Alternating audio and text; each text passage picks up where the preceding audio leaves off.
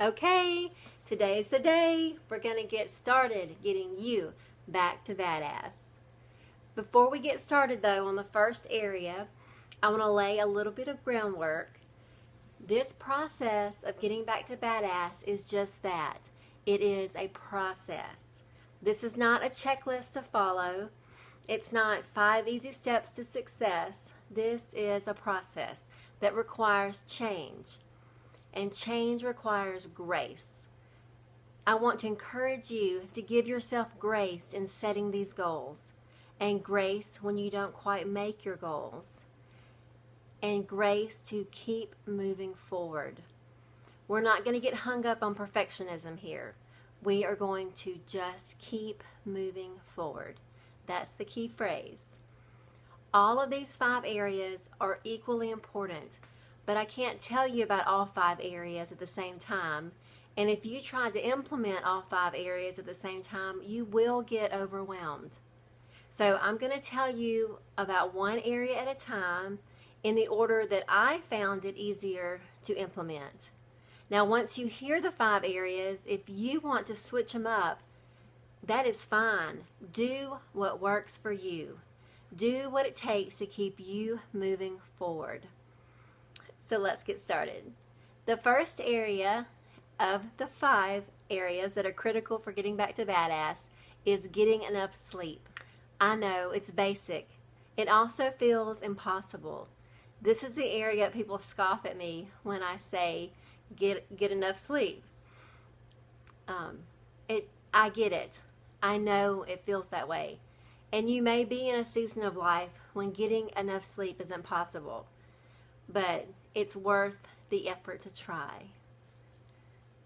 Have you ever been asleep and gotten to that good place where you're really deep asleep and gotten jerked awake, and then right as you got back to sleep, you got jerked awake again? I know, it's torture. It is pure torture. And I'm pretty sure that when my kids were little, they had an organized sleep deprivation tag team that they would implement every few nights just to keep me off balance. I didn't know before I had kids that I could covet sleep, that I could lust after having sleep. But it's true. I got to where I was so jealous of anyone who looked like they'd had a good night's sleep. It was not pretty. When I don't get enough sleep, I am so grouchy. I make poor, impulsive decisions. My brain is foggy. I can't think straight. I can't be creative. I get jittery from too much coffee. There's a reason that my son gave me one from the dark side. It's not pretty. It's so not pretty when I don't get enough sleep. And I can't focus when my kids are talking to me because I just see their jaws moving and this inner dialogue is going on. I keep thinking, why is this little person talking to me? Why won't they stop? How can I make them go away? So sometimes I'll say yes just to get them to leave me alone. And other times I'll just say no. And then when they ask why, I'll say something really mature like, because I am a dream crusher.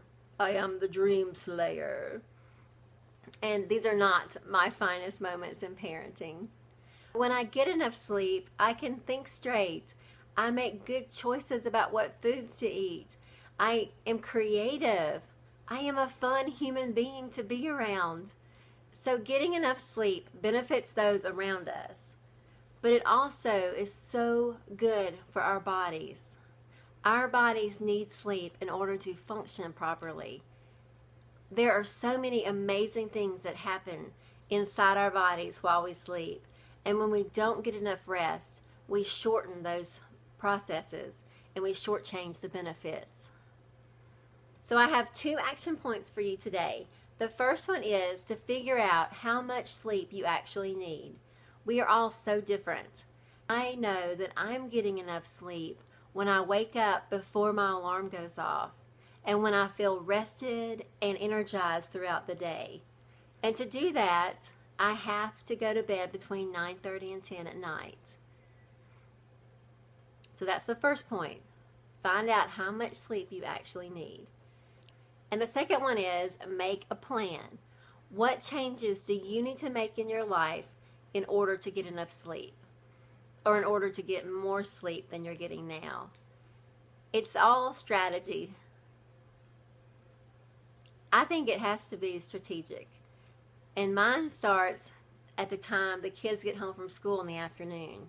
On a perfect day, they take a little break because they have been at school all day, and then they get their homework done before supper, so that after supper we don't have to rush. We can leisurely, they can get their showers, and we can just kind of be together as a family before it's time for me to tuck them in.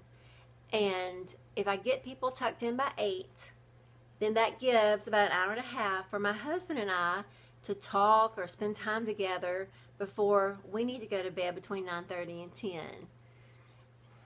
The only problem is that bedtime is the time when my kids love to talk. And it's the first time they've stopped all day. And so things come to mind that they want to talk about. It might be a confession that they need to make, or it might be fears they have. They get me at bedtime because I want to listen to the things that are important to them now, so that they will also talk to me later when things are like life-changing important. But at the same time, I need my sleep to be a good parent. So it is strategic. And sometimes my husband and I will split who tucks who in, because somehow he can tuck them in a lot quicker than I can. So I want to know, what's your plan? What changes are you going to make? I also want to know, what are you like when you don't have enough sleep? Do you have any funny stories? I know I put the craziest things in my refrigerator when I'm sleep deprived. So let me know your stories. If you mention this video series on social media, be sure to use the hashtag BK2BA. So it's all lowercase, BK2BA, back to badass. And that way we can keep up with each other's progress. Y'all have a great day.